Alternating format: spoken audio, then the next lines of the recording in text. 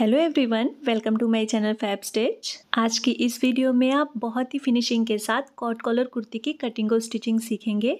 Normal stitching करने में और फिनिशिंग के साथ स्टिचिंग करने में सिर्फ थोड़ा सा टाइम एक्स्ट्रा लगता है, लेकिन फिनिशिंग के साथ जो पीस बनकर तैयार होता है बिल्कुल ब्रांडेड लुक देता है।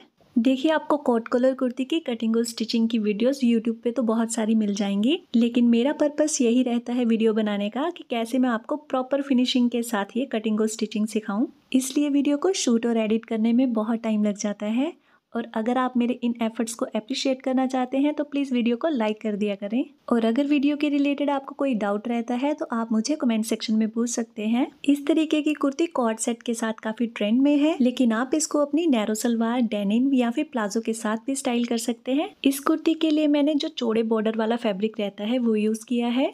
आप इस तरीके की कुर्ती 2.5 मीटर कपड़े में इजीली बना सकते हैं। कपड़े की पूरी लंबाई में इस तरीके का बॉर्डर है। इस बॉर्डर को हम यहाँ से कट कर लेंगे और इसको मैंने यहाँ पर फ्रंट पैनल में यूज़ किया है। कई बार सूट की कटिंग के बाद हमारे पास लेंथ वाइज पीसेस बच जाते हैं, उनको मिक्स एंड मैच करके आप इस तरीके की कुर्ती तैयार कर सकते हैं। स्क्रीन पर जो मैंने मेजरमेंट चार्ट दिया है, आप इसको एक बार ध्यान से देख लें ताकि आपको क्लियर हो जाए कि आपने पैनल कितना चौड़ा कट करना है। अगर मैंने सिंपल कुर्ती स्टिच करनी होती तो यहाँ पर मेरे को पैनल की चौड़ाई 10.5 इंच की चाहिए थी, लेकिन जो कॉलर का फ्लैप बनेगा उसके लिए मैंने 2.5 इंच एक्स्ट्रा रखा है। तो फैब्रिक पर टोटल 13 इंच की मैंने विड्थ मार्क कर ली है और यहाँ से सीधा सीधा कपड़ा कट कर लिया है। इस तरीके से फ्रंट पार्ट के लिए 2 पैनल यूज़ होंगे। इनकी लंबाई मैंने यहाँ पर 45 इंच की कट की है। ऊपर की तरफ जो कपड़ा बचा है इससे हम बैक पार्ट और स्लीव्स की कटिंग करेंगे। जो फ्रंट पैनल है उनकी विड्थ हमने 13 इंच की कट की है और जो बैक पैनल है उसकी विड्थ यहाँ पर मैंने 11 इंच की कट की है। अब कुर्ती का जो नाप है उसकी मार्किंग हम बाद में करेंगे। सबसे पहले जो हमने फ्रंट के 2 पैनल कट किए हैं इनको सेंटर में सिलाई लगा के जोड़ लेंगे। कॉलर फ्लैप के लिए जो हमने 2.5 इंच का मार्जिन रखा था उसको छोड़ते हुए हम सीधी सीधी सिलाई लगा लेंगे।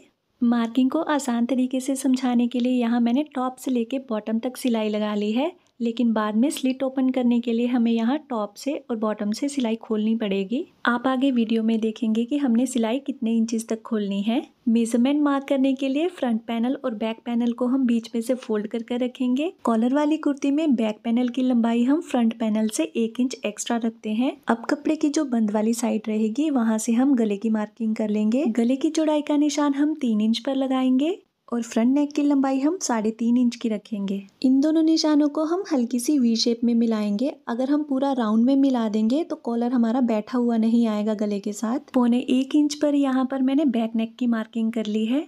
अब इसके बाद हम तीरे का निशान लगाएंगे। सिंपल कुर्ती में आप जितना भी तीरा मार्क करते हैं, कॉलर वाली कुर्ती में उससे 1 इंच एक्स्ट्रा मार्क करेंगे। 1 इंच का हम शोल्डर डाउन करेंगे। 7 इंच पर हम आर्म होल के लिए मार्किंग करेंगे। अब इसके नीचे 7 इंच पर हमारी वेस्ट की मार्किंग रहेगी। अब इससे नीचे 7.5 इंच पर हम हिप राउंड की मार्किंग करेंगे। जो शोल्डर डाउन का 1 इंच का हमने निशान लगाया है इसको गले की चौड़ाई वाले निशान से मिला देंगे। अब बंद वाली साइड से आर्म होल की मार्किंग के लिए मैंने 7.25 इंच पर निशान लगाया है। ये निशान हम तीरे से हमेशा 1 से 1.25 इंच कम ही लगाएंगे। अगर हम सेम तीरे के जितना नाप रख लेंगे आर्म होल का, तो जब हम बाजू अटैच करेंगे तो वहाँ पे फिटिंग अच्छी नहीं आएगी। अब आर्म होल की शेप डालते हुए हम इसको बस्ट राउंड वाले निशान से मिला देंगे। इस कोने से बैक आर्म होल की मार्किंग 1.5 से 2.25 इंच तक की रहनी चाहिए। इससे आधा इंच अंदर की तरफ हम फ्रंट आर्म होल की मार्किंग कर लेंगे। बस्ट राउंड की मार्किंग के बाद अब हम वेस्ट राउंड की मार्किंग भी कर लेंगे। इसके बाद 1.5 इंच का हम स्टिचिंग मार्जिन रख देंगे। स्टिचिंग मार्जिन हमारा सिर्फ बस्ट राउंड और वेस्ट राउंड में ही रहेगा। हिप मेजरमेंट मार्क करने के बाद यहाँ पर हम सिर्फ आधा इंच का मार्जिन रखेंगे, क्योंकि इस कुर्ती के स्लिट्स पर हम गुमलेस लगाएंगे। अब इन निशानों को हम मिला देंगे। जो मार्किंग कुर्ती के ओपन साइड पर हुई है यहाँ से हमारी कुर्ती की कटिंग होगी। यहाँ से कपड़े में जो कन्नी है उसको हम सीधा सीधा कट कर लेंगे। सबसे पहले जो बैक पार्ट की मार्किंग है वहाँ से हम कुर्ती को कट कर लेंगे। अब बॉटम साइड से भी हम कपड़े की कन्नी को सीधा सीधा कट कर लेंगे। बैक पैनल को निकालने के बाद यहाँ से फ्रंट नेक और फ्रंट आर्म होल की कटिंग कर लेंगे। अब कॉलर का जो फ्लैप रहेगा उसके लिए दोनों पल्लों पर हम 1.5 इंच पर मार्किंग कर लेंगे। अब नेक लाइन पर स्लिट बनाने के लिए यहाँ से सिलाई को हम 8.5 इंच जितना खोल लेंगे। स्लिट बनाने के बाद इस पॉइंट से सिलाई को अच्छे से पक्का कर लें। यहाँ से एक पैर के जितना फैब्रिक को मोड़ते हुए चाहे तो आप सिलाई लगा लें या फिर तुरपाई कर लें। जो 1.5 इंच पर हमने कॉलर फ्लैप के लिए मार्किंग की थी, अब वहाँ पे हम सिलाई लगाएंगे। इसके लिए फैब्रिक को हम रॉन्ग साइड टर्न कर देंगे और यहाँ पर इस शेप में हम सिलाई लगा देंगे। सिलाई लगाने से पहले दोनों पल्लों पर आप एक जैसी मार्किंग कर लें ताकि दोनों साइड के फ्लैप एक जैसे ही बने। यहाँ पर हम एल शेप में सिलाई लगा देंगे। सिलाई लगाने के बाद कोने तक हम तिरछा कट लगा देंगे। कट लगाने के बाद इसको राइट साइड टर्न करेंगे और अच्छे से प्रेस कर लेंगे। सेम इसी तरीके से दूसरे पैनल पर भी हम सिलाई लगा देंगे।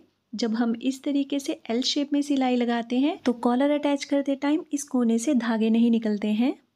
राइट साइड टर्न करने के बाद फ्लैप को हम अच्छे से प्रेस कर लेंगे।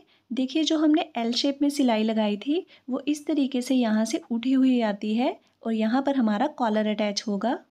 अब बैक पार्ट के ऊपर हम फ्रंट पार्ट को रखेंगे और शोल्डर मैच करते हुए यहाँ पर हम सिलाई लगा लेंगे। शोल्डर अटैच करने के बाद अब हम कॉलर का नाप लेंगे। फ्रंट और बैक पैनल को हम इस तरीके से फैला के रखेंगे। जो हमने एल शेप में सिलाई लगाई थी वहाँ से हमारा कॉलर अटैच होगा। कॉलर का नाप भी हम इसी पॉइंट से लेंगे। दोनों फ्लैप्स को मैच करते हुए नेकलाइन को हम थोड़ा सा खींच कर रखेंगे और इस तरीके से नाप लेंगे।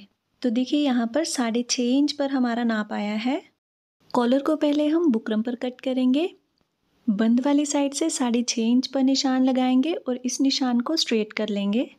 इसके बाद कॉलर की हाइट का निशान लगाएंगे हम 3.5 इंच पर। अगर आपकी नेक लेंथ थोड़ी कम है तो ये निशान आप 3.25 इंच पर लगाएं। कटिंग के टाइम पर गले की चौड़ाई हमने 3 इंच की रखी थी, उसको यहाँ पर मार्क कर लेंगे। इसके बाद यहाँ पर 1 इंच ऊपर की तरफ हम निशान लगाएंगे। इन दोनों निशानों को हम मिला देंगे। अब जितना हमारा गले का नाप आया था उसको एक बार फिर से हम मार्क कर लेंगे। अब आप चाहें तो यहाँ से कॉलर को स्ट्रेट भी रख सकते हैं इस मार्क के अकॉर्डिंग, या फिर हल्का सा इसको 2 पॉइंट के जितना बाहर की तरफ मार्क कर लेंगे। इससे फ्रंट में कॉलर की शेप अच्छी आएगी।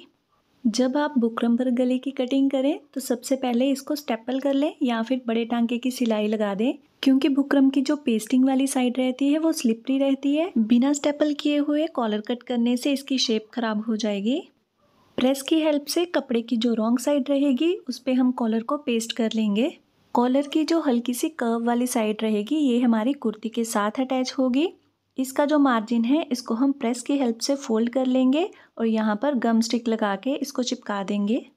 अब इसी साइज़ का हम कपड़े का एक और पीस लेंगे। इसकी राइट साइड के ऊपर हम कॉलर को इस तरीके से सेट करके रखेंगे। अब एक कोने से हम सिलाई लगाना शुरू करेंगे। बुकरम के साथ साथ सिलाई लगाते हुए दूसरे एंड तक हम सिलाई लगा देंगे। सिलाई लगाने के बाद नीचे की तरफ हम आधा इंच का मार्जिन रखते हुए एक्स्ट्रा फैब्रिक को कट कर लेंगे। कॉलर की जो साइड्स रहेंगी यहाँ पर कपड़े का हम बिल्कुल कम मार्जिन रखेंगे। इसके बाद जो कोने हैं यहाँ से फैब्रिक को कट कर लेंगे ताकि फिनिशिंग के साथ कॉलर राइट साइड टर्न हो जाए। राइट साइड टर्न करने के बाद नीडल की हेल्प से इसके कोने अच्छे से निकाल देंगे और उसके बाद हम कॉलर को अच्छे से प्रेस कर लेंगे। कॉलर को कुर्ती के साथ अटैच करने से पहले हम इस तरीके से मार्किंग कर लेंगे ताकि हमें आइडिया रहे कि कितना फैब्रिक हमने स्टिचिंग के अंदर लेना है। कुर्ती के साथ कॉलर अटैच करने के लिए जो कुर्ती की राइट साइड रहेगी वहाँ से इसको लगाना शुरू करेंगे हम। जो हमने एल शेप में स्टिच लगाया था कॉलर को इस तरीके से बराबर रखेंगे वहाँ पर और सिलाई लगाते हुए पूरी नेकलाइन के साथ अटैच कर लेंगे। इस सिलाई को लगाते टाइम आपने ध्यान रखना है कि कॉलर का आप उतना ही कपड़ा सिलाई में लेंगे जितना आपने पेंसिल से मार्क लगाया होगा। अगर आप कहीं से कम कहीं से ज़्यादा कपड़ा स्टिच कर देंगे तो कॉलर प्रॉपरली नेकलाइन के साथ बैठेगा नहीं। और स्टिच लगाते टाइम आपने एक बात का और ध्यान रखना है कि जो शोल्डर का मार्जिन है उसको हम कुर्ती के बैक साइड की तरफ कर देंगे। जब हम इस तरीके से प्रॉपर मेजरमेंट के साथ कॉलर अटैच करते हैं तो हमारा कॉलर एकदम परफेक्ट बैठता है। अब कॉलर पर फाइनल सिलाई लगाने से पहले देखिए जो हमने शोल्डर का मार्जिन बैक साइड की तरफ किया था वहाँ पर हम तिरछा कट लगाएंगे। ये कट लगाना बहुत ज़रूरी है, नहीं तो शोल्डर लाइन पर चुन्नटें आती हैं और शोल्डर से कपड़ा खींचा खींचा सा नज़र आता है। इसी पॉइंट से हम कॉलर के अंदर वाली सिलाई को लगाना शुरू करेंगे और पूरे कॉलर पर सिलाई लगाते हुए कंप्लीट कर लेंगे। सिलाई लगाते टाइम नेकलाइन पर जो मार्जिन है इसको हम कॉलर के नीचे दबाते हुए पूरी नेकलाइन पर सिलाई लगा लेंगे।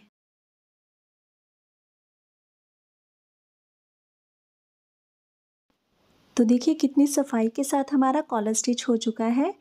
अब कॉलर को सेंटर में से फोल्ड करते हुए हम यहाँ से प्रेस कर लेंगे।